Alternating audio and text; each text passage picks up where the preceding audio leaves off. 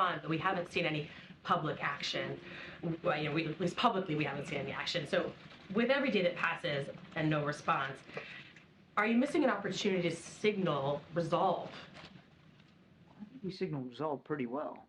And as I said the other day, we'll respond on our own time, on our own schedule, and we'll do that. And I would also caution you not to think that the first thing you see, you talked about publicly seeing, not the first thing you see won't be the last thing. Can you confidently say that Iranian backed forces have not begun moving assets out of the region in anticipation of a possible retaliatory strike? We're monitoring as best we can. I'm not going to speak about what the intelligence assessments tell us, but well, I'll just say that we're confident in the planning, and we're confident in the response. Is it possible that they're moving assets out of the region as they're getting ready for the U.S. to respond? I'm not going to talk about intelligence assessments. As the president said, we're going to respond, and we'll respond in an appropriate way. Admiral, can you give us a little understanding of the process when the president said yes, very definitively, he'd made a decision, and yet we know there's still ongoing work related to the attribution and assessment of potential targets and those sorts of things. Is it a multi-part decision process for the president, or is the yes he gave already put into kind of the action that the Pentagon would need to go forward, or would he come back and review the specific targets and that? Can you shed any light on that longer process? Just in terms of process, his decision to move forward was based on discussions that he had with his national security team over the previous 3 days, including yesterday.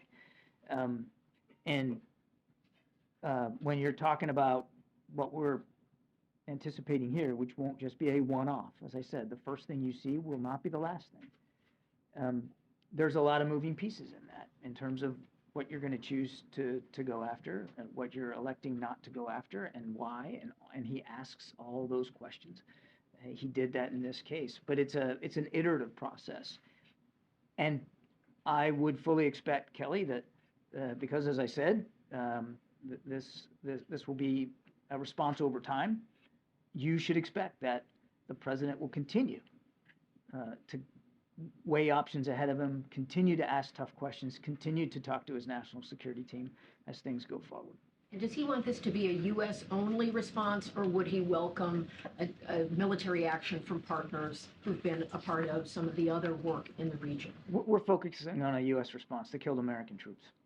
When Kataib Hezbollah says that they will suspend attacks on U.S. forces, do you believe them? Would that spare them retaliatory strikes? I'd say a couple of things. Number one, you can't take what a group like Kataib Hezbollah says at face value. Number two, as I said in my answer to Amr, they're not the only group that has been attacking us, and they're certainly not the only group that is a participant in this Islamic resistance of Iraq. So they're not the sole proprietors here of the violence that has been visited on our people. And number three, back to that point, there are 3 families that are going through the worst possible grief right now. And let me tell you something. When you talked about Dover, that's a tough day. That is a tough day. They killed American soldiers, and I'd leave it at that.